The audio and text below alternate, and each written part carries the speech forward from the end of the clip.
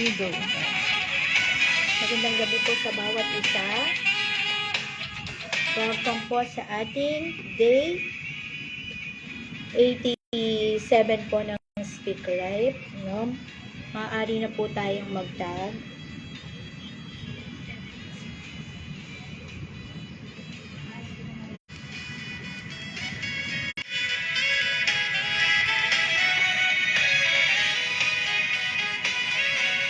Good evening po, Sister Irene, Sister Kissy.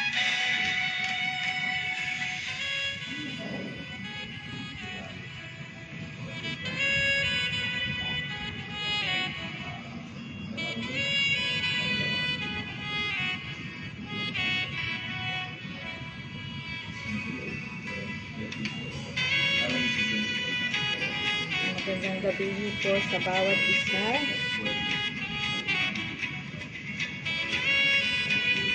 May ilang minuto pa po tayo. Total, ito po.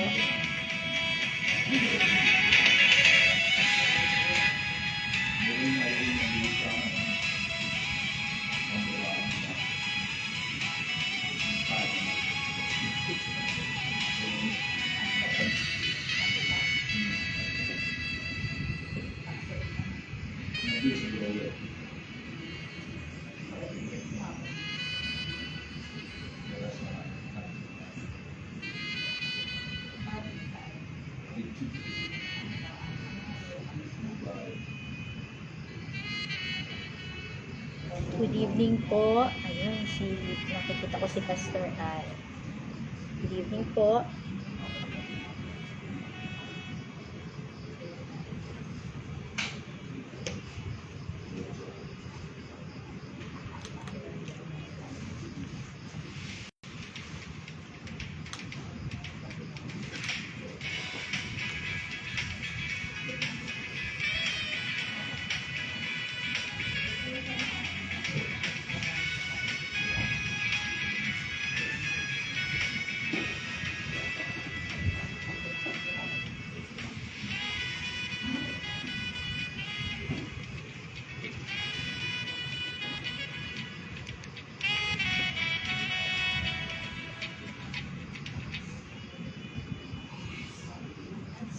Good evening po muli sa bawat isa. Isang mapagpalang gabi po sa bawat isa na nakatune in na po sa ating day 87 po ng ating Speak Life. Magandang gabi po muli sa bawat isa. Maaari na po tayong manalangin po para sa ating pagsisimula. Yan. Tayo po'y manalangin. Hallelujah Lord, Hallelujah Jesus, Panginoon, minsan pa Lord, pinupuri at pinasasalamatan ka namin sa gabing ito Lord, na minsan pa Panginoon, binigyan mo kami ng ganitong privilege Panginoon, na ma-share po Panginoon ang iyong mga salita. Sa gabing ito po Panginoon, dalangin namin Panginoon, na ikaw ang patuloy Lord na mag-open ng aming mga puso Lord, ikaw ang magpaunawa sa amin Panginoon ng iyong mensahe Lord. We know Panginoon na patuloy mong ginagamit ang gawain na ito Lord para abutin pa Lord yung mga kailangan po na nangangailangan sa iyo Panginoon. Marami pong salamat sa habag at awa sa mga biyaya Lord na hindi namin kaya sukatin sa buhay namin. Kaya po sa gabing ito, ikaw po ang magturo, ikaw po ang mag-lead sa amin. Marami pong salamat Lord sa mga bagay nito at sa lahat pa ng gagawin mo. Ang lahat po ng papuri, pagsamba ay nararapat lamang po na ibalik namin sa tanging pangalan mo o Jesus. In Jesus' name, Amen. Yan, magandang gabi pong muli sa bawat isa.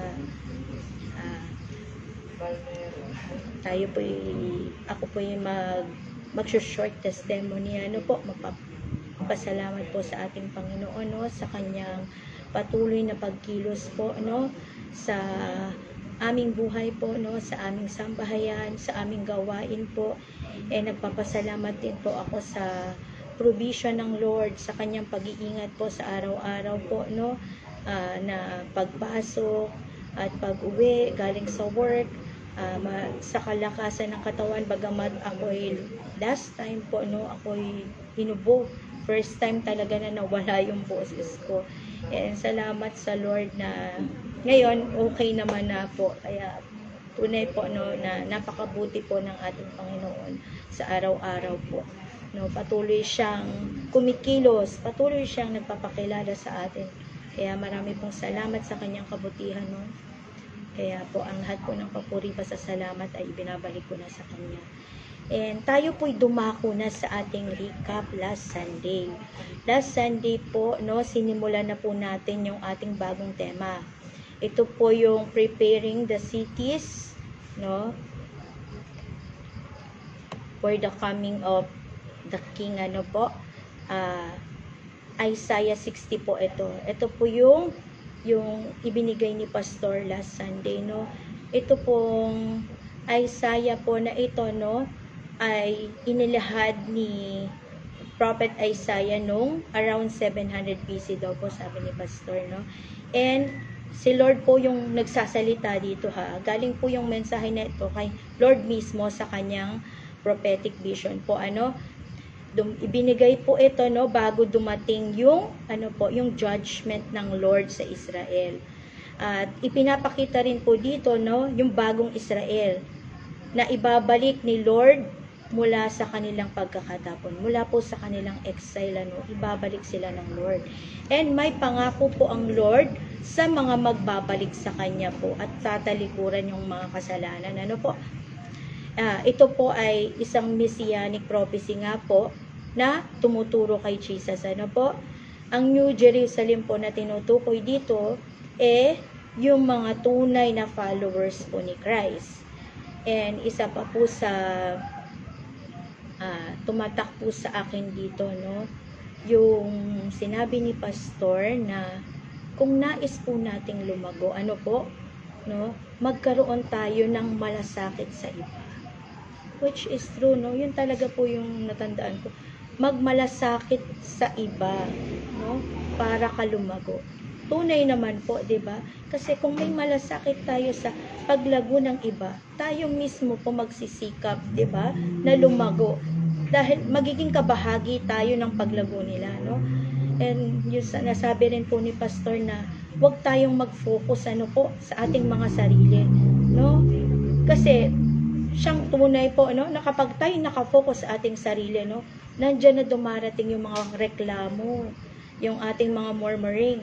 Kaya nga naalala ko po last time nung nasa Jericho po sila, kung maaalala nyo, nung inuutos po ng Lord na umikot sila, di ba, bawal pong magsalita. Bakit nga bawal magsalita? Kasi nga po, doon nagsisimula yung distraction, yung reklamo, doon nagsisimula, no? Unlike nung hindi sila nagsasalita, nakafocus lang po sila sa kanilang gawain, di ba po? At na-accomplish nila po on time, sa time na nais ng Lord, di ba po? Kaya nga po, sabi rin ni Pastor, wag tayong maging passive Christian. Ano po ba tong passive Christian? Ito po yung mga nakatago behind the curtain, no? Na mga mananampalataya na nananatili pong background, nasa background lamang po, ano, no? Which is hindi na dapat, ano po, no? Kaya isa rin po yung paalala sa atin po, no, na kung tayo nais po nating lumago, no, hindi po dapat na magstay tayo doon behind, no, na palagi lang tayo, ayaw natin ng responsibilidad. So ang gagawin natin, doon na lang tayo. Hindi po tayo dapat nakukontento na nandun lang tayo lagi sa likod, ano po. Kaya nga po, sinimulan po ito ni Pastor din, ano, sa Isaiah 59 po. Dito po niya sinimulan to sa Isaiah 59, 20-21. No? Bago po yung ating theme verse ngayon na Isaiah 60 verse 1. Ano po ang nakalagay doon sa Isaiah 59 verse 20-21? Sabi po doon may manunubos, no, na darating at magtatatagpo ng tipan sa pamamagitan ng kanyang espiritu. Sino po ba yung manunubos na darating? Si Jesus po iyon, di ba? Wala pong iba kundi ang ating Panginoon. At sa kanyang pagdating po, ihihiwalay po ng Lord yung mga sumusunod sa hindi sumusunod. And na-mention din po ni Pastor nga na yung John 10, kung familiar po tayo sa John 10, ito po yung illustration ng sheepfold, no? Kung saan may gate. And sabi nga po, yung mga hindi dumadaan sa gate, yun yung mga magnanakaw, no? And so, sinasabi po ni Pastor nga po, no, na si Jesus po yung gate, no? Siya lang po yung daan papunta sa kaligtasan. Wala pong ibang daan, no? Katulad ng sheepfold na kinalalagyan ng mga tupa, no po, no? Wala pong ibang daanan, ano po, si Jesus lang po. And yun nga po, bago, kailangan mangyari ang mga bagay na yan, no? Para doon sa Isaiah 61. Ano po ba itong na-mention ni Pastor, no? Isaiah 60 verse 1. Sabi po doon, arise. Sabi po ni Pastor, bumangon.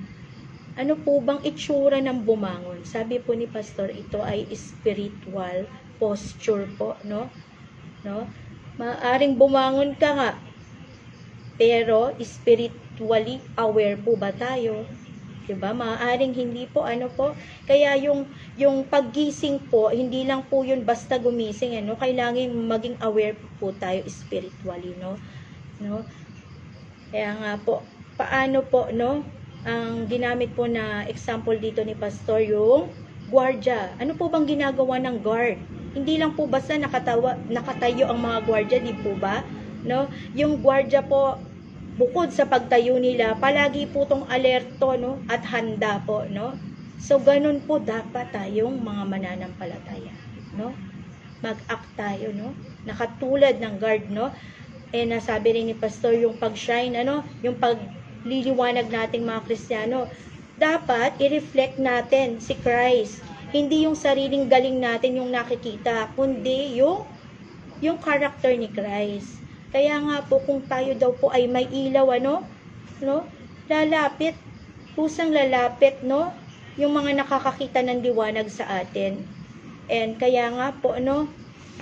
Ang problema po kasi, ang lacking, no, ng mga mananampalataya na nasabi ni Pastor, yung consistency na, which is totoo naman po, no? Sa simula, ang sipag, sa simula, ayan, active. Pero, katagalan, ano pong nangyayari, no? Ayun, unti-unti, yung ilaw po humihinga, ano po. Yun yung lacking, no? Yung consistency, ano po. Sabi nga ni Pastor, buti pa si Satan, no? Si Satan, palagi pong consistent sa paghadlang sa atin para lumago. Palagi siyang nakaabang, no? No? Na hadlangan tayo para lumago. Kaya nga po ang hamon po sa atin, ano po, no, ng Isaiah na ito, ng Isaiah 60 po, no, sa atin na mga Kristiyano sa kasalukuyan, sa atin ngayon, no, dapat po na maging consistent tayo, no, dapat po na maging stable yung ating paglakad sa ating Panginoon, ano po. Kaya po itong Isaiah 60 po, itinuturuan po tayo na hindi basta tumayo, no, maging spiritually alert tayo, ma-reflect natin si Christ sa ating pamumuhay, and maging consistent po tayo, no? Dahil palalim na nga po, no? Padilim ng padilim yung ating mundo. Kaya yun lamang po ang maibabahagi ko sa recap ni Pastor last Sunday. Kaya tumungo na po tayo sa ating tema, no? Ito po yung ating December theme, Preparing the Cities for the Return of the King. Ngayon pong December po, no? Yan po ang ating theme. Ibig sabihin po, ano, hindi lang po tayo naghahanda para sa Christmas season, kasi alam ko po, no, pag ganitong December, ang talagang naaalala natin, ang pinaghahandaan natin, nagiging abala tayo po. Saan po? Sa Christmas, ano po? Sa regalo, sa preparation, 'di ba? Sana po bagamat tayo abala sa mga bagay na yan, wag po natin kalimutan yung tunay, no, na diwa ng Pasko, no? And alam po natin, no, na naghahanda rin tayo sa pagbabalik ng ating Panginoon, ano po, no? Sa pagbabalik ng ating hari, no, which is ang ating Panginoong Hesus, ano po, siya po ay magbabalik. Yan po ang katotohanan po, no? Wala pong nakakaalam kung kailan, maaaring bukas, maaaring sa mga susunod na linggo, sa susunod na buwan, sa susunod na taon, wala pong nakakaalam, no? Kaya nga po, no, kailangan nating maghanda. Sa Bible po, yung city po ay hindi lang po isang lugar, no? Nagre-represent din po ito sa communities, sa families, sa workplaces natin, sa campuses, and sa nation po. Kaya kung ito po yung ating city, kailangan po nating i-prepare, no? I-prepare natin ang ating family, no? Kung nasa saan tayo, kailangan natin i-prepare, no?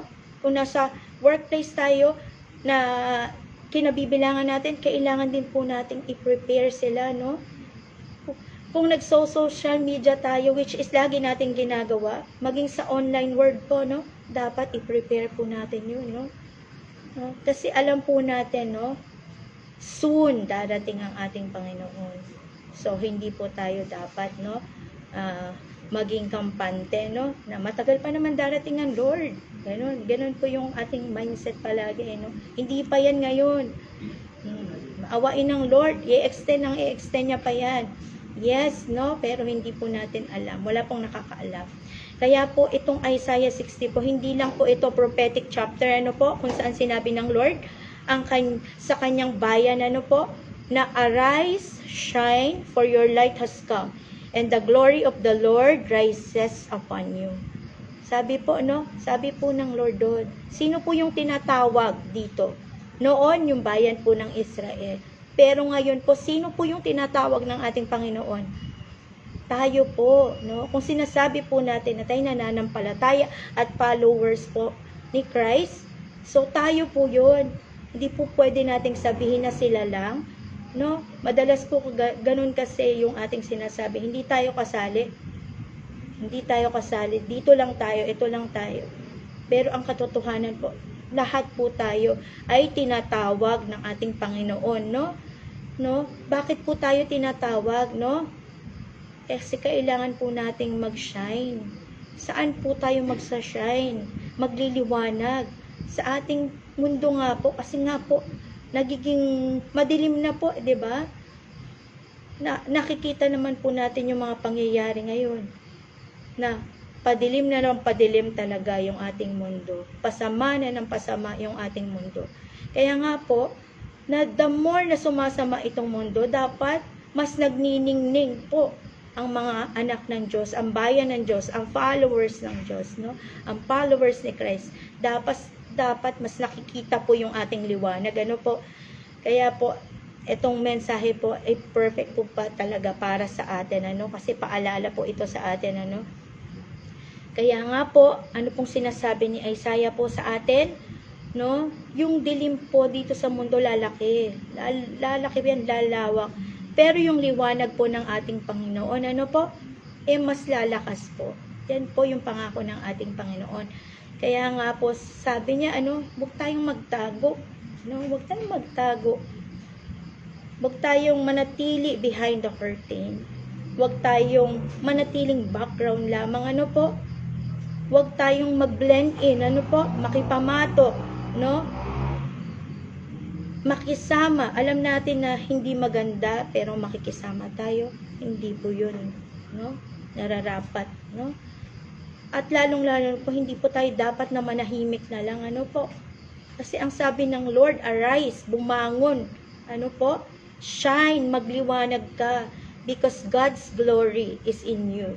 Kaya nga po, itong Isaiah 60 po, ay hindi lang po isang mensahe, ano po, prophetic vision po ito, ng nais ng Lord na gawin. Ano pong nais ng Lord na gawin? Restoration.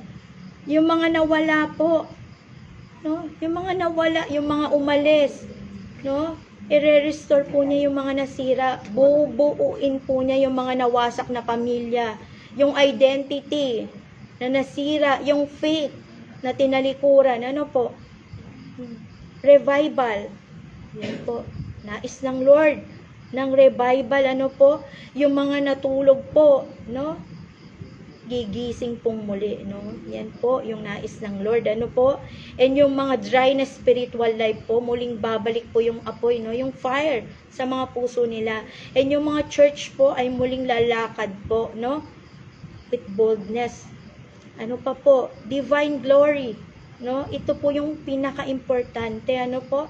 Kasi si Lord mismo yung makikita sa kanyang mga anak sa kanyang followers. Hindi po yung religion ang makikita, hindi po yung personality nyong maganda, hindi po yung man-made efforts nyo, kundi yung glory po ng Lord yung makikita na magliliwanag through ordinary Christians, ano po? Kaya po, no, ito pong heart ng Isaiah po, ano, no, na itataas niya, ibabangon niya yung mga tao, no, na makikita po yung glory sa kanila, no.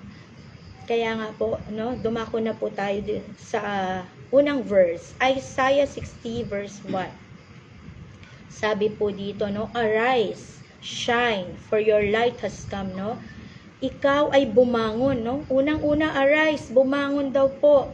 Ayan, ano po bang ibig sabihin ng bumangon, ng arise? Yung salitang arise po, hindi po simpleng tumayo lang tayo, ano po? Sa Bible po, ang arise ay, ano po? Spiritual awakening, ano po? Gumising mula sa pagkalupaypay. Courage, no? Tumayo kahit may takot, ano po?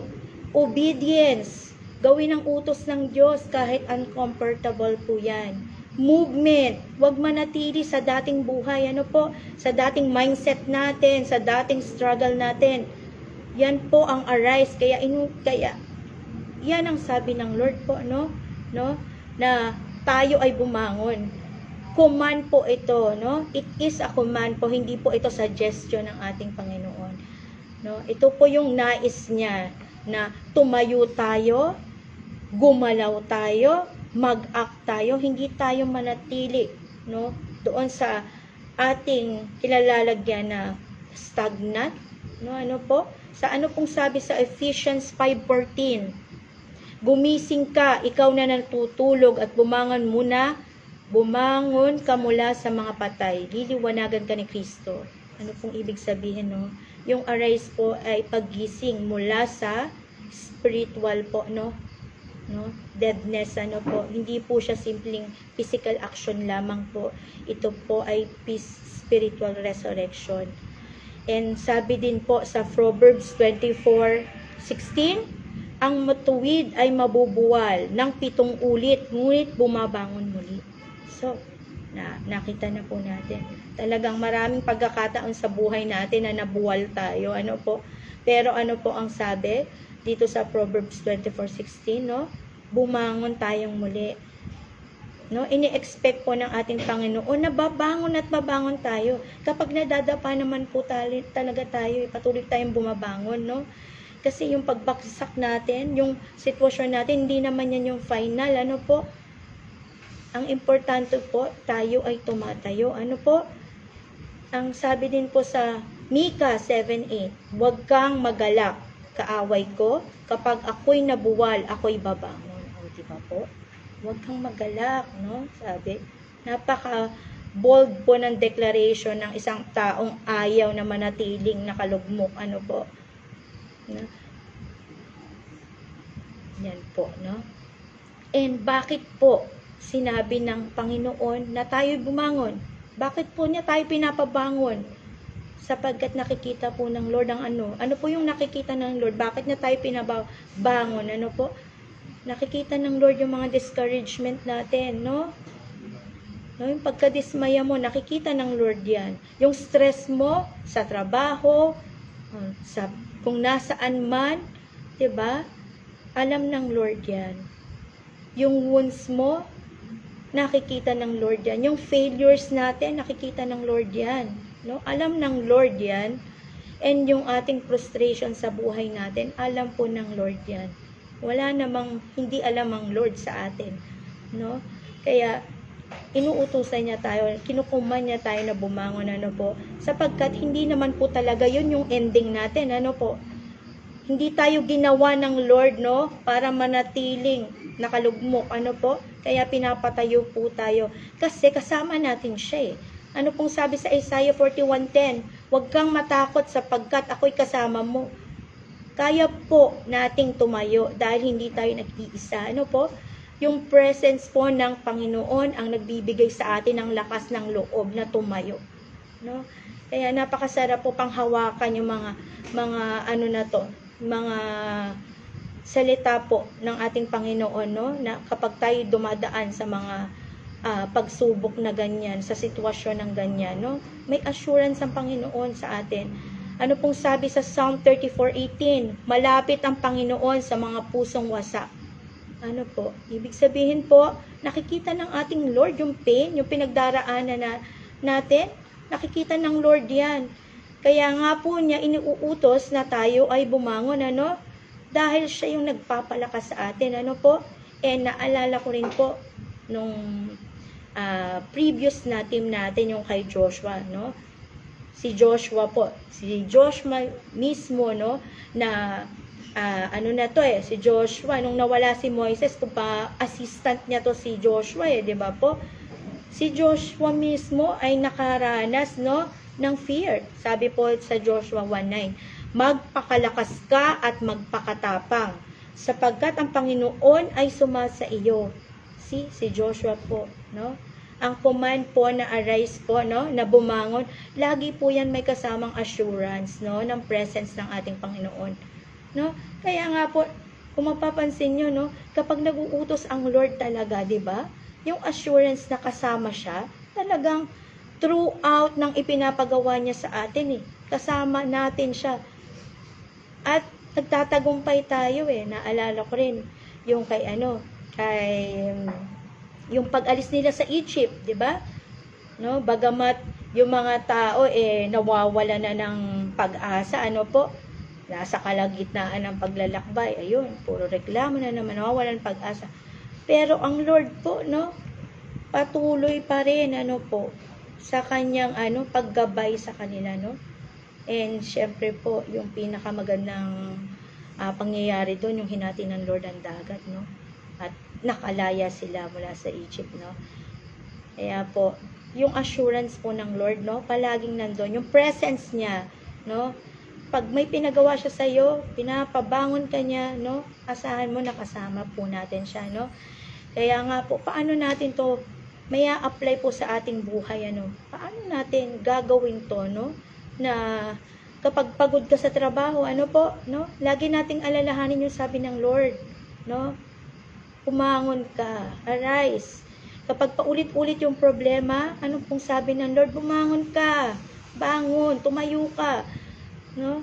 Kapag sinusuko mo na yung faith mo, bangon, no? Kasi kasama mo ang Lord, no? At hindi niya tayo pababayaan. Sabi nga po sa Psalm 73:26, yung lakas ko at puso ko ay nangihina. Ngunit ang Diyos ang kalakasan ng puso ko. Kaya nga po kung pagod, no? Kung tayo po ay napapagod, no? Si Lord po yung strength natin, no? Kaya tumayo po tayong muli, no? And ito po, kapag nararamdaman natin na unworthy tayo, ito palagi yung nararamdaman ng mga Kristiyano. Hindi ako karapat-dapat, no? Yan yung mga nararamdaman natin. Yan po ang katotohanan, no? Kapag may nagkamali tayo, marami tayong pagkakamali, hindi ako karapat-dapat, no? Nawawala na ako ng gana, Lord, no? Lord, hindi ako perfect, no? Talaga pong walang perfect, no? Ang Lord lang, no? Ganyan madalas, nawawalan tayo. Feeling natin hindi tayo karapat-dapat. Ano pong sabi ng Lord, no? Hindi tayo tinawag kasi malalakas tayo, no? Tinawag niya tayo nga para palakasin tayo. Yun po, no? Kaya nga po sabi sa Joel 3:10, ano pong sabi doon?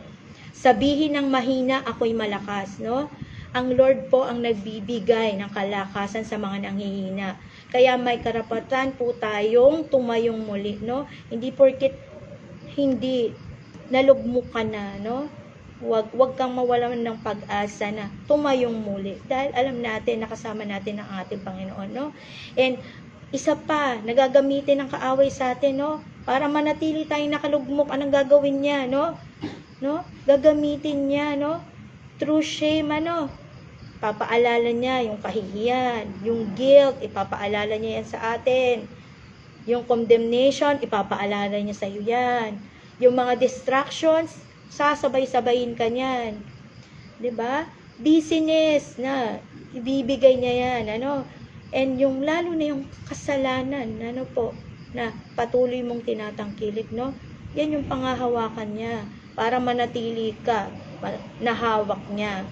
Pero ang sabi ng Lord, no, panghawakan natin yung sabi ng Lord, no, arise because I already gave you the victory, no. Binigay na sa atin ng ating Panginoon ng katagumpayan, di po ba? Sabi sa Romans 8:1, walang kahatulan ngayon doon sa mga na kay Kristo Jesus. Wala na daw pong kahatulan, no? Doon, no? Sa mga nasa kay Jesus na, no? Kaya kung wala pong condemnation, ano po, no? Wala na ring dahilan para manatili po tayong nakalugmok, no? Kaya nga po, hindi natin kayang bumangon by human effort, no? Hindi po natin kaya.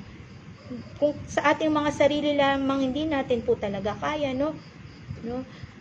Yung pagbangon na ito, no, hindi po dahil tinulungan natin ang ating sarili, hindi po dahil ginusto natin. Ito po ay dahil sa tulong ng ating Panginoon, no? Sabi po sa John 15:5, ano pong sabi doon?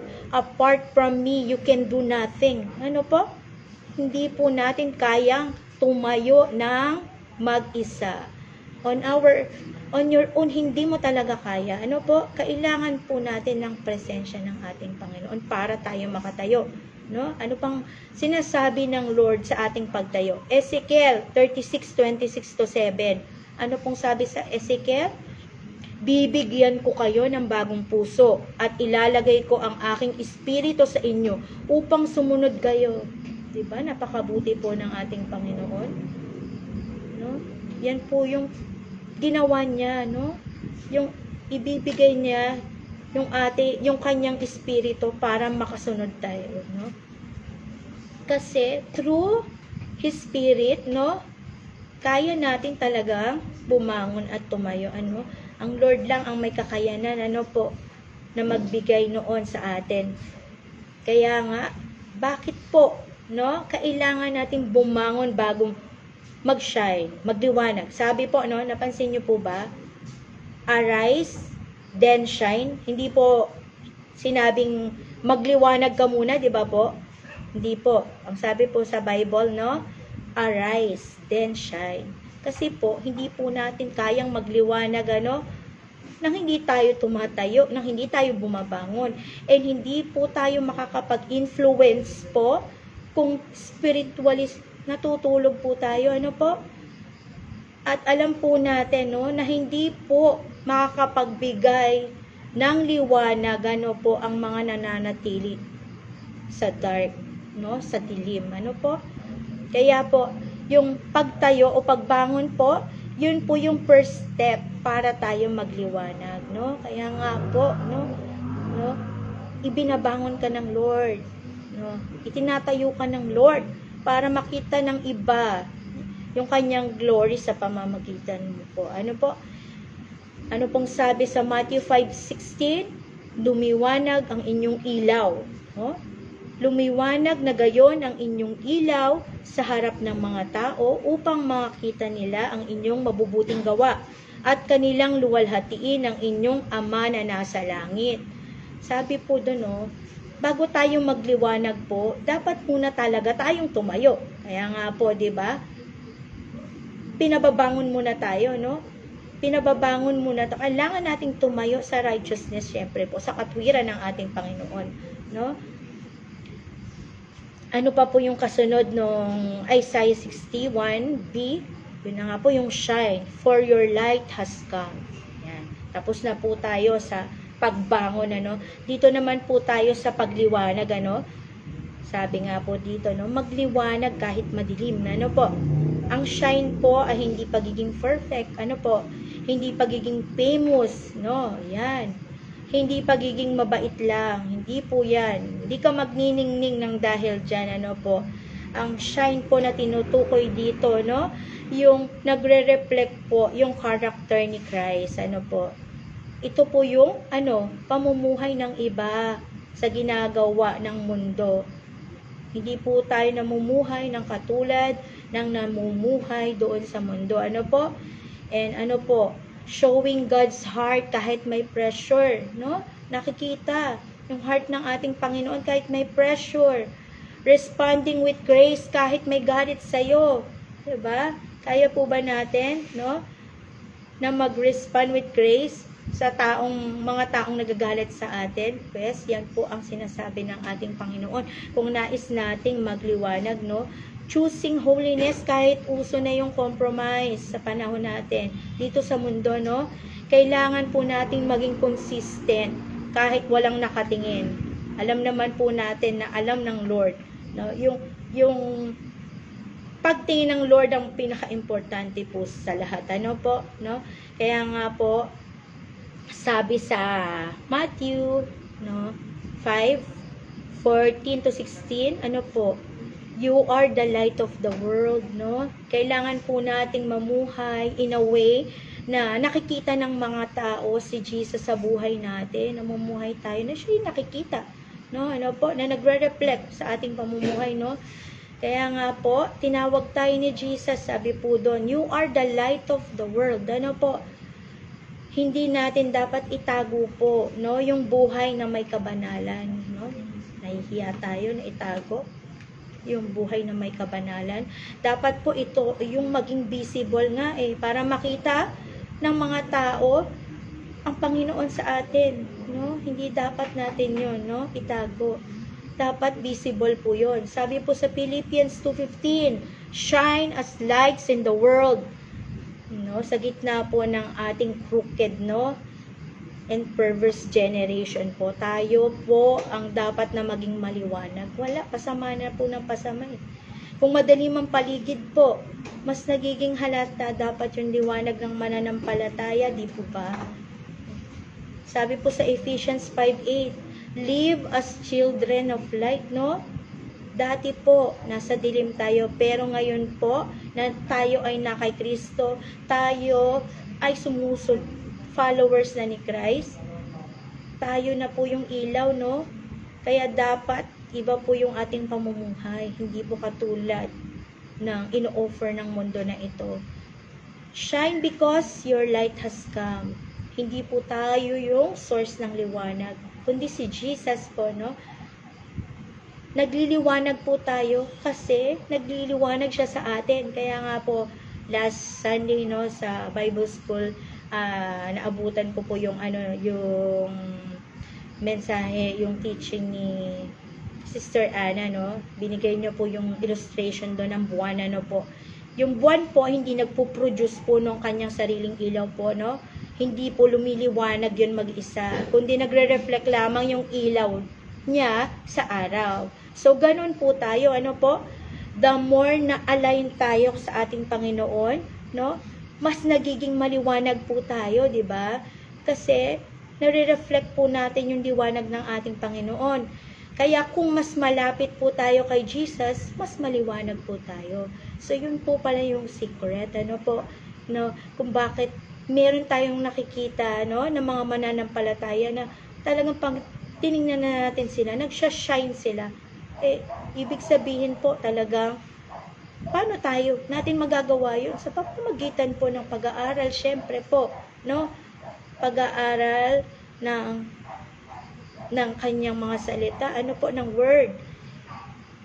At sa pamamagitan po nun, kasi mas nakikilalan po natin ang ating Panginoon, di po ba, no?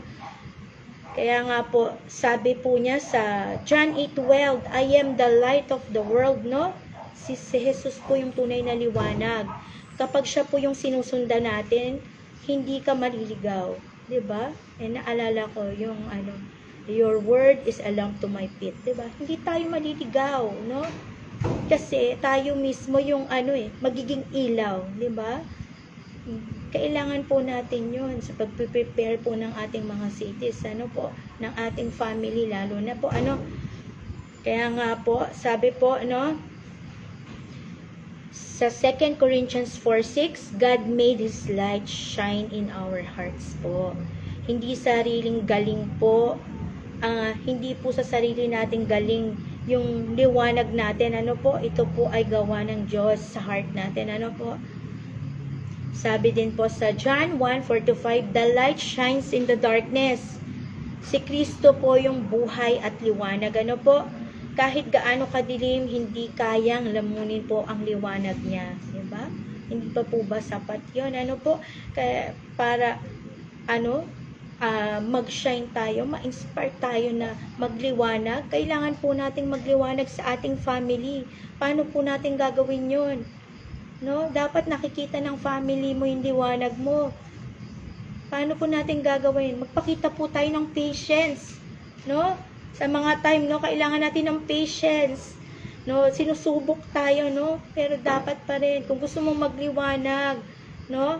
Kailangan mong magpakita sa kanila ng patience. And kung may nagkasala, nagkamali, humingi ng tawad kapag nagkukulang, ano po, no? Magsha-shine ka doon. Kailangan natin mag-shine sa ating family, no? No, magpakita ng respeto, no, kahit na sa tingin mo hindi nakagalang-galang, hindi pa rin po, no, magpakita ka ng respeto, no, sa pamilya mo, no, at ipakita mo yung pagmamahal kahit hindi perfect yung family. Wala nang tayong nakikita talaga na perfect na family, no po, pero ang importante po, no, mag-shine tayo sa kanila, no, para maihanda po natin sila, para ma-prepare natin sila. And maging sa ating pinagtatrabahuhan po, sa workplaces natin, no? Ano pong isa sa mga maaari nating gawin para mag-shine tayo? Huwag tayong sumali sa chismis. Yan, ang dami ng marites, nagkalat na po, ano?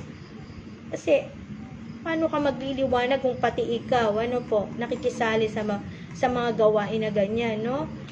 Gawin yung tama kahit hindi popular. No? Maaring ikaw na lang ang gumagawa ng tama, no? Pero kailangan manatili po tayong honest, no? And then sa social media, maaari din po tayong mag-shine, ano? 'Di ba? Ginagawa naman natin, nag-share natin. Like ito pong gawain natin, i-share natin, no? Nag-share tayo ng katotohanan ng salita ng ating Panginoon. Yun po ang dapat na i-share natin, hindi po drama, no? Away, no? Yung feeling, yung emotion natin, madalas po nating ginagawa. Ano po? Yan po talaga, madalas nating ginagawa. Yung feeling natin, may kaaway tayo, magpaparinig tayo. 'Di ba? Magsha-shine po ba tayo sa gawain na yon? Hindi po, 'di ba? No? Ito po, ano pa, yung pwede nating gawin para mag-shine tayo sa social media. Spread po encouragement, hindi hatred. No? Ito po madalas kong nakikita, no? Lalo sa mga comment section, ang dami pong basher, no? And madalas din po akong magbasa, talagang grabe. Sabi ko nga, pag wala talaga ang Panginoon, grabe ang salitang lumalabas sa ating mga bibig, ano po? No? Talagang grabe po talaga. Kaya nga, dapat yung mga pinupost po natin, yung may wisdom, po, hindi flesh, hindi yung ang nakikita na lang, puro makalaman, po. Yan. And kailangan po din tayong mag-shine, no? Paano tayo magliliwanag? In times of pressure po, pwede tayong magliwanag, no? Natetest po yung ating liwanag sa darkness. Kapag tayo po ay may pinagdadaanan, doon po natitest yung liwanag mo, no? So, kung kailangan pong magpasensya, no? Shine. Yan po ang gusto ng Lord.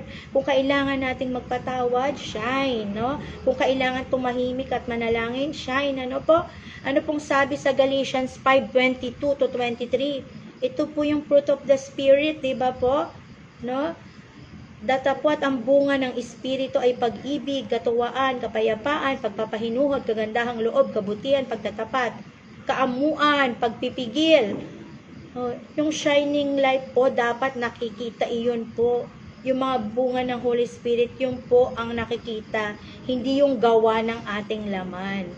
Ano po? Kung nais nating magliwanag, yan po dapat ang nakikita.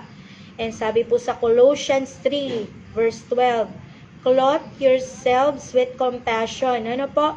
Mga bihis nga kayo gaya ng mga hinirang ng Diyos. At na mga banal at minamahal ng isang pusong mahabagin, ng kagandahang loob, ng kababaan, ng kaamuan, ng pagpapahinuhod. Yung pagigipong compassionate, humble, and patient ay paraan po para tayo ay magliwanag. Ano po? Ano pong sabi sa 1 Peter 2:12? Live good life so they may see your good deeds. Ano po?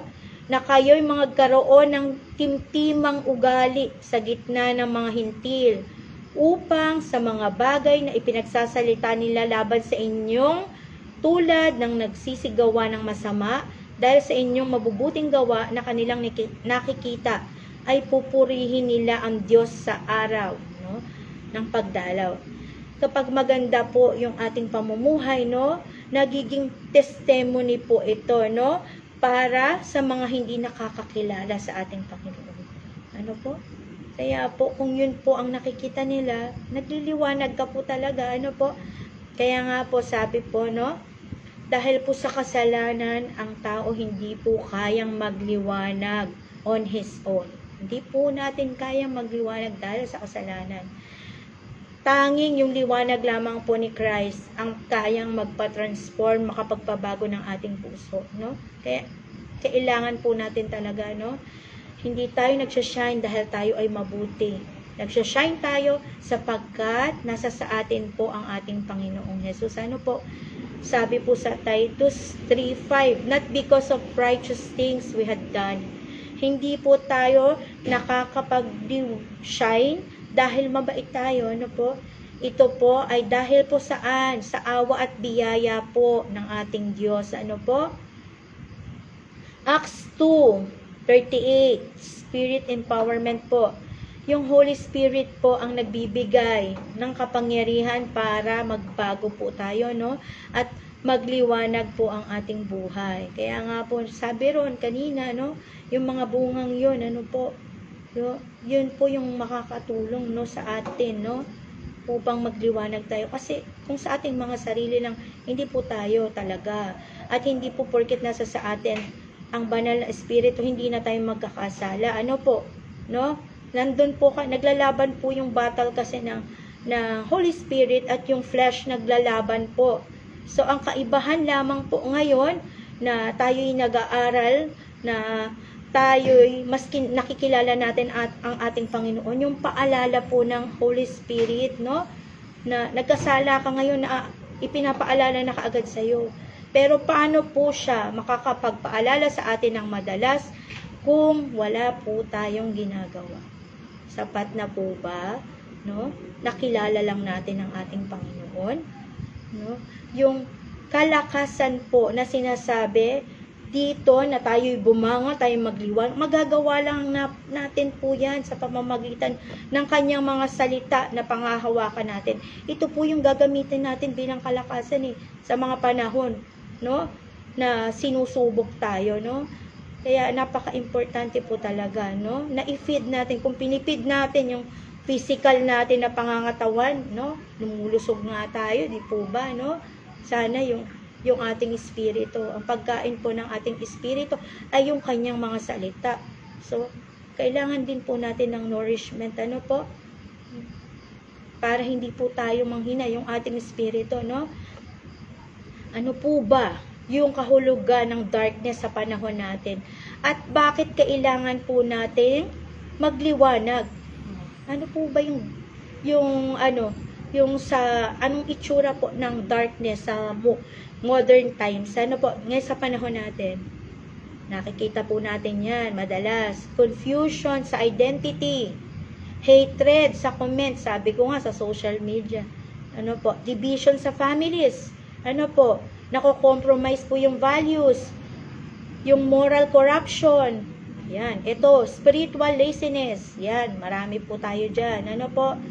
And yung lukewarm Christianity po. Ano? Dito po kailangan. Kaya nagmamatter po yung ating pag-shine. Ano po?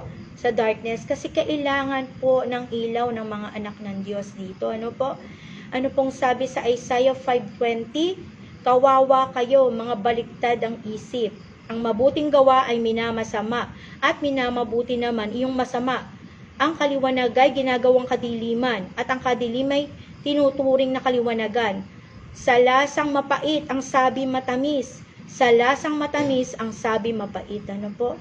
Isa po sa pinakamalaking, no, darkness ngayon ay yung pagpapalit po, no, ng tamang moralidad. no? Pinabaliktad po, 'di ba? Kaya yun po, no, ang isa, no. And then sa Romans 13:12, ano pong sabi, no? Namamaalam na ang gabi at malapit ng lumiwanag. Layuan na natin na ang lahat ng masasamang gawain at italaga natin ang sarili sa paggawa ng mabuti. Talaga po daw natin, no? Tayong mga Kristiyano, tayong mga naniniwala kay Christ, no? Italaga daw po natin ang ating mga sarili sa paggawa ng mabuti. Bilang Kristiyano po, may tungkulin po tayo, talikuran po yung kadiliman, no? At piliin yung liwanag, ano po? Kaya nga po, may free will tayo, di ba? And ano pong sabi sa Revelation, sa church po ito, no?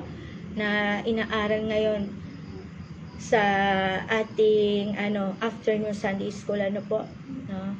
Isa po ito, lukewarmness po, no? Sa Revelation 3:15-16, sabi po doon, no? Nalalaman ko ang mga ginawa mo. Alam kong hindi ka malamig ni mainit man.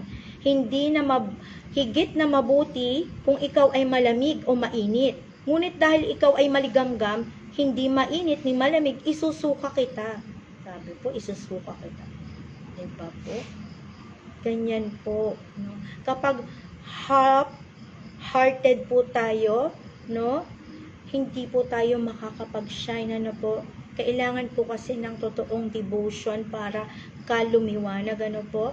And bakit po maraming Kristiyano ang hindi pa rin nagsha-shine?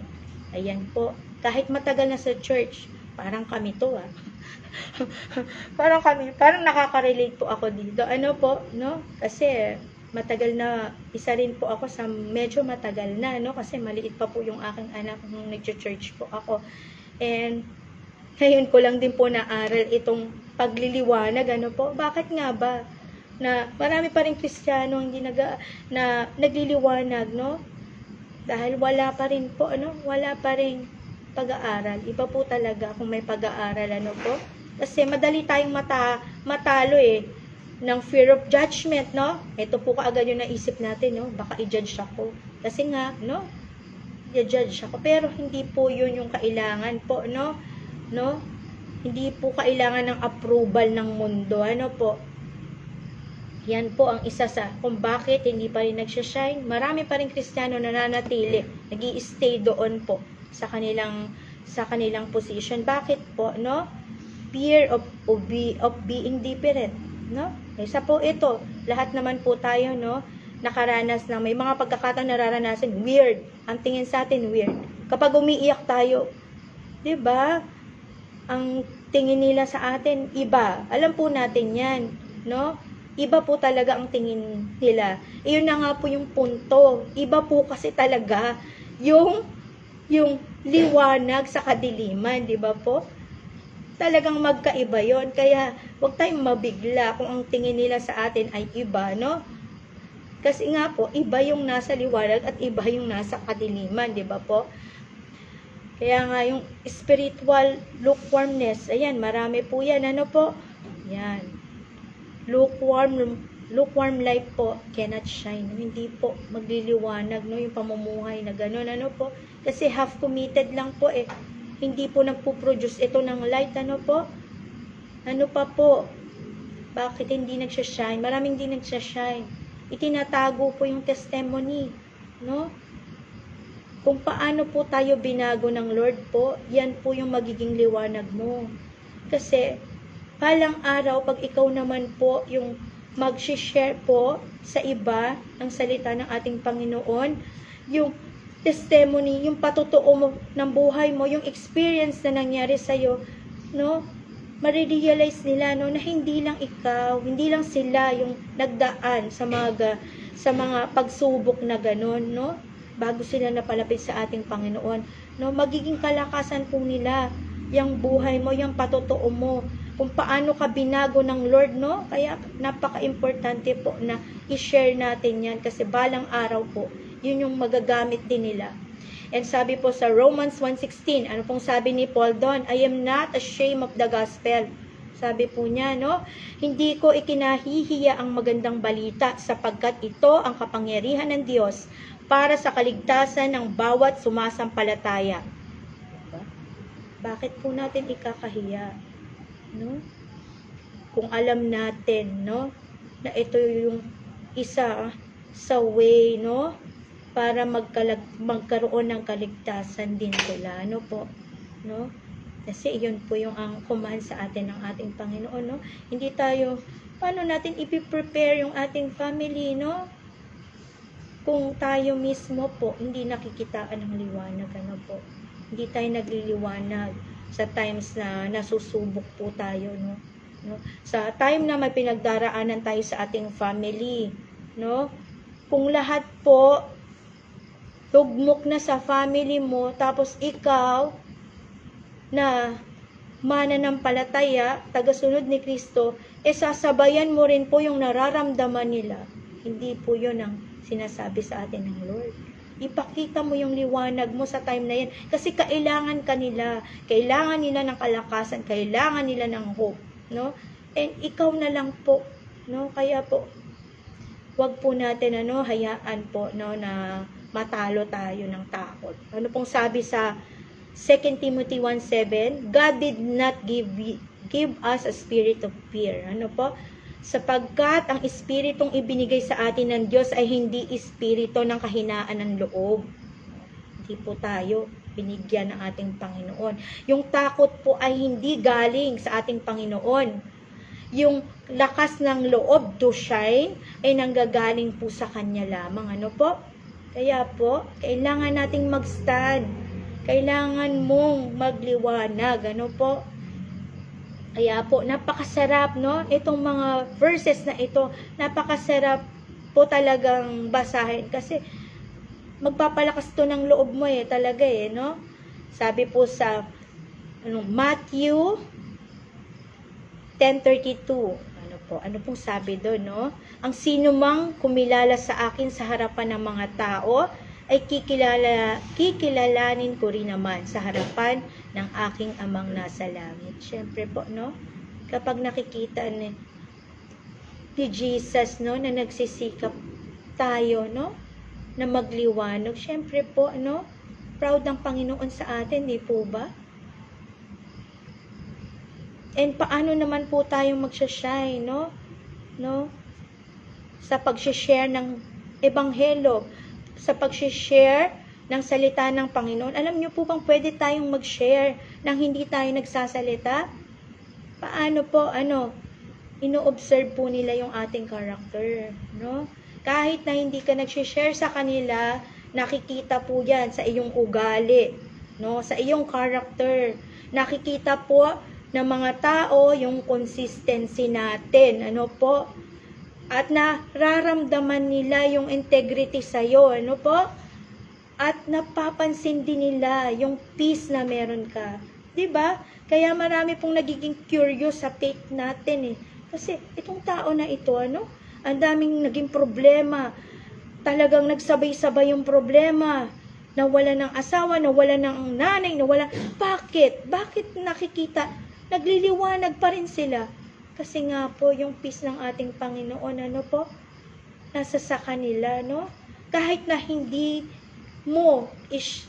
ka magsalita, pero sa paraan ng pamumuhay mo, ipinapakita mo na, Kaya nga po, yung buhay natin, nagiging message sa kanila, Yung ating pananampalataya, nakikita nila. Kaya nga minsan po, yung best na preaching, yung ating behavior, yung ating pag-uugali, Sabi po sa 1 Thessalonians 1:8, your faith became known everywhere, sapagkat hindi lamang ang katuruan tungkol sa Panginoon ang lumaganap, sabi, ang inyong pananampalataya sa Diyos ay nabalita rin sa lahat ng dako, kaya't hindi na kailangang magsalita pa kami tungkol dito. Diba po? Ano pong sabi doon? Yung totoong faith po ay nakikita, Hindi lang naririnig, nakikita, visible po ito sa pamumuhay. And sa pamamagitan lamang po ng ating pamumuhay, At ating pananampalataya sa ating Panginoon, Hindi na po natin minsan kailangang magsalita, nakikita na nila mismo yung liwanag sa buhay mo, no? Kaya nga po, ano pa pong kailangan nating gawin? Shine where God placed you, no? Kung saan ka inilagay ng Diyos, doon ka dapat magliwanag. Nasa Luzon, Visayas, Mindanao ka man, ano po, nasaan man po tayong dako, no, ng mundo, no? Kung doon ka inilagay ng Panginoon, no, maaari ka pa rin gamitin ng Lord, no? Yung liwanag mo, gagamitin pa rin yan ng ating Panginoon, ano? Kaya po, no, piliin natin lagi, no, na magliwanag, ano po? Lalo na po, no, kapag tayo ay dumaraan, no, sa dark season ng buhay natin, no? Sa mga panahon na tayo ay nasusubok, no?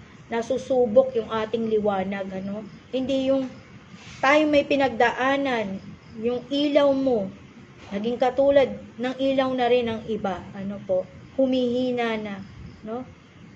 Hindi yan po ang binigay sa atin ng Lord. May kakayanan tayo sa tulong niya. Kaya natin magliwanag, no? Kung nasa toxic workplace ka, no? Piliin mo pa rin magliwanag, no? No? Kung nasa kasama ka ng mga unbelievers at hindi nananampalataya sa ating Panginoon, piliin pa rin nating magliwanag. Ano po? Sabi po sa Acts 1:8, bakit po? Sabi po doon, kayo'y magiging mga saksi ko sa Jerusalem, sa buong Judea, at sa Samaria, at hanggang sa dulo ng daigdig. Diba po? Saan ka man dalhin ng Diyos? Ano po? Nasaan man tayo? Sa trabaho, sa bahay, no? Sa city, tayo po ay witness niya. Yan po, no? Salamat po sa mga bagay na ito, no? Na ipinalala ng Lord, no? Kailangan nating magliwanag. Kaya nga naalala ko rin sinabi ni Pastor, no? Ito yung ginagawa ng kaaway, no? Sinasabi niya sa atin na wala tayong ilaw. Yan. And somehow, sabi nga ni Pastor, naniniwala tong mananampalataya, no? Nawala siyang ilaw. Pero ang sabi ng Lord, ang lahat ng nananampalataya sa Kanya ay may ilaw, no? May ilaw ka. Kasama mo ang Panginoon, kaya may ilaw ka. Sabi po sa Proverbs 4:18, the path of the righteous is like the morning sun. Wow. Ngunit ang daan ng matuwid, no, para daw kung bukang liwayway, tumitindi yung liwanag habang nagtatagal. So, ganun po ba? So, ganun po dapat pala yung ating path, ano? No? Yung buhay po ng taong matuwid, ano po? Dapat papaliwanag ng papaliwanag, ano po? Hindi papadilim, ano po? Sapagkat po yung liwanag po hindi naman inilalagay ng Lord doon sa maliwanag na. Bakit pa ilalagay ng Lord, no? Doon sa maliwanag na. Yung ilaw mo, syempre po, yung liwanag mo, dadalhin niya po yan sa dark places, ano po? Para magkaroon ng difference, ano po? And sabi po, sa Isaiah 60 verse 2 naman po, darkness shall cover the earth. O, ayan po, no? Na nangyayari na po, ano? Unti-unti na po, nararamdaman na natin yan, ano po? Mababalot ng kadiliman ang buong daigdig. Ngunit ikaw ay liliwanagan ni Yahweh at mapupuspos ka ng kanyang kaluwalhatian, no? Yan po ang reality po, no? Yung darkness po, increasing na yan, papataas na ng papataas, ano po? Kaya nga po sinasabi ni Isaiah po na bago po mag-shine yung glory ng ating Panginoon, lalakas muna yung dilim. Hindi po ito negative, ano po? Prophetic warning po ito para maging alert tayo, para maging ready tayo, at gumising, no? Yung mga anak ng Diyos, no? Prophetic warning po ito sa atin para maghanda tayo at ma-prepare natin yung mga nangangailangan po, no? Ng liwanag na ito, no? Kaya nga po, sabi po sa Isaiah 5:20, no? Sabi, woe to those who call evil good, no? Ito po yung sa pinakamalalim nga na na-mention natin kanina, na darkness kapag tinatawag ng tama ang mali, no? At yung mali, tinatawag ng tama. And alam po natin na nangyayari to sa kasalukuyan, ano po? Sa moral values ngayon, ano po? Sa modern values, no? Ginagawa ng tama, yung mali. Kaya nga, naalala ko rin po na sinabi ni Pastor, no? Yung isa sa pinaka nakakatakot, ano? Yung mali, yung pinakamalapit dun sa mali. Kasi, maaari kang, ma-deceive, no? Malapit. Yung pinakamalapit sa tama pala, no? Kasi mukhang tama eh. Pero mali pala, di ba po? No? Anong sabi po sa Matthew 24:12? Ang kasama ay lalaganap, kaya't manlalamig ang pag-ibig ng marami. See? Sa paglaganap po, no? Ng kasamaan, ano po? Dahil po madami ng kasalanan sa mundo, ano po? Marami na daw kung pusong manlalamig, no? Sa ating Panginoon. 2 Timothy 3, verse 1 to 5. Yun po yung mangyayari po dito, yung terrible times in the last days, no? Sa mga huling panahon po, no? Magiging puno na ng selfishness, rebellion, arrogance, at false godliness po, no? Mukhang religious sa panlabas, pero walang power po, no? Ito po yung pinakamalaking darkness, no? Yung pagiging, no? Mukhang religious sa labas, pero sa loob pala hindi. Ano po? Na which is described din po sa isang church dun sa Revelation. Ano po? Mukhang maganda sa labas, pero sa loob sira pala. Diba po? Kaya nga po, ano naman po, no? Yung nakikita nating darkness today, ano po bang darkness today na nakikita natin, no? Na dapat nating malaman pa. Darkness po sa identity, ano po? Hindi na po nila kilala, no? Minsan kung sino sila. Nako-confuse po sila, no? Sa purpose nila, no? Broken identity. Ano po?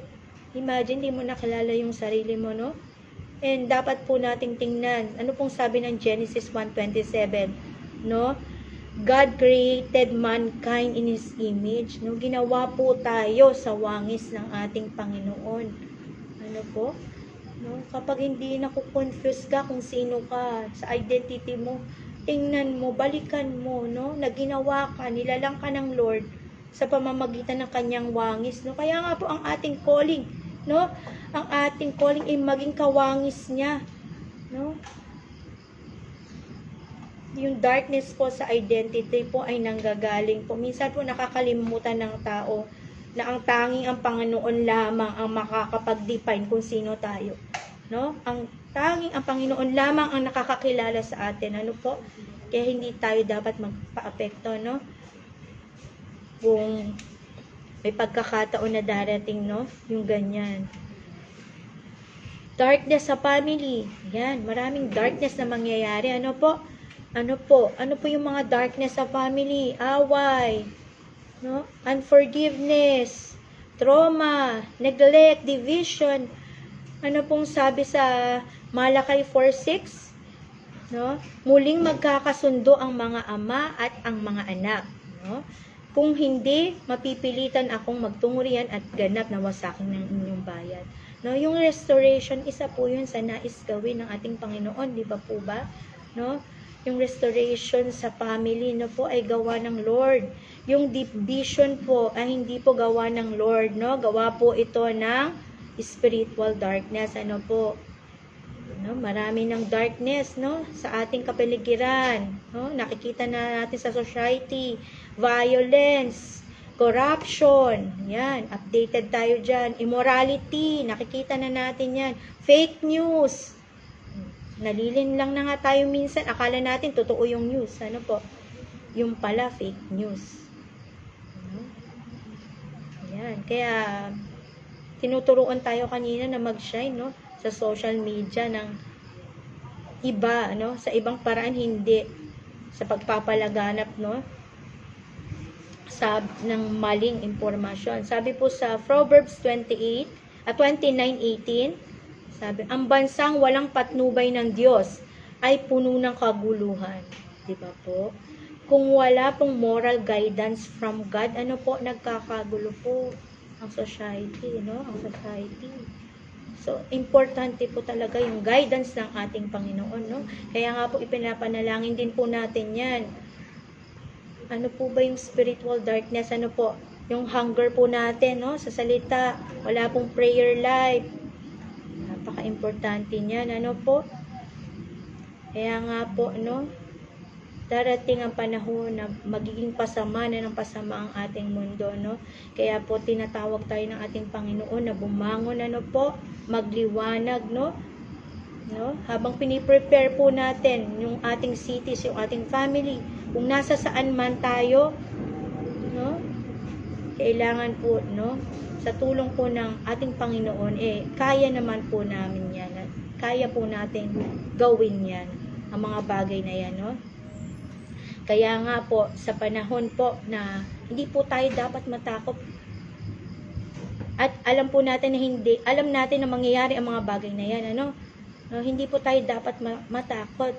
Kasi po, yan ang sinasabi ng ating Lord. Huwag tayong matakot, no? Kaya nga po tayo niya ipinapabangon, no? Pinapa-arise at pinapa-shine. Ano po? Iba po yung message sa atin ng ating Lord. Kung ang mundo ay nagpapanik na, tayo nakikita natin yung purpose na, no? Kung ang mundo ay puno na ng confusion, ang pinapakita sa atin ng Lord, clarity. Ano po? 'Di ba? Kung ang mundo ay puro kadiliman, ang mananampalataya po, liwanag po yung nakikita. Ano po? Kaya nga po sabi sa Isaiah 41 verse 10, "Fear not, for I am with you. Ako'y sa iyo, huwag kang matakot. Ako ang iyong Diyos, hindi ka dapat mangamba, palalakasin kita at tutulungan. Iingatan at ililigtas."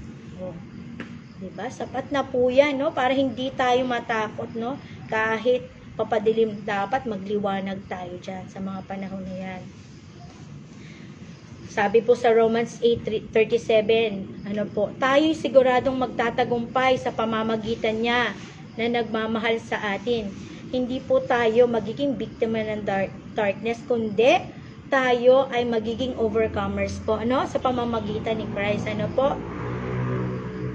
Sabi po sa 1 Thessalonians 5 verse 5, "You are all children of light." Ano po? Kayong lahat ay kabilang sa panig ng liwanag, sa panig ng araw, hindi sa panig ng gabi o ng dilim. Iba po yung ating identity. Ano po? Hindi tayo taga-dilim, ano po? Tayo ay taga-liwanag. Kaya nga po, no? Ito pong Isaiah 60 verse 1-3, prophetic calling po ito para sa lahat ng mananampalataya sa panahon ngayon. Ano po? Haba pong lumalala yung spiritual darkness dito sa ating mundo, tinatawag po tayo ng ating Diyos na bumangon, no? Sa pananampalataya, magliwanag sa katotohanan, at ipakita po ang kanyang kaluwalhatian. Yan po ang promise ng ating Panginoon, no? Na yung kanyang liwanag ay sa atin, ano po? At yung glory niya ay makikita sa atin. Kaya po, no? Mga kapatid, ano po? Mga brothers and sisters, ano po, yung totoo pong liwanag ay si Jesus. Ano po? Wala pong tao na kayang iligtas, no, ang kanyang sarili mula sa kasalanan. Hindi natin kayang iligtas ang ating mga sarili. Pero dumating po si Jesus, ano po, na nagkatawang tao, no, para dalhin po yung liwanag na ito at kaligtasan. Sabi niya sa John 8:12, di ba po, siya ang ilaw ng sanlibutan. Namatay siya sa cross po para sa ating kasalanan. Ano po? Nabuhay siyang muli para bigyan tayo ng bagong buhay at totoong liwanag. Kaya kung maniniwala ka sa Kanya, ang ano pong kailangan natin gawin? Magsisi at susunod sa Kanya. Dadalhin Kanya mula sa dilim patungo sa liwanag. Ano po? Tanging ang Lord lamang po ang may kakayanan na gawin ang mga bagay na yan. At ito po yung magiging simula ng tunay na liwanag, no, sa buhay natin. Kaya salamat po sa ating Panginoon sa mga bagay na ito. Ano? Yun lamang po ang aking ma-share sa gabing ito. Tayo po'y dumako na sa ating closing prayer.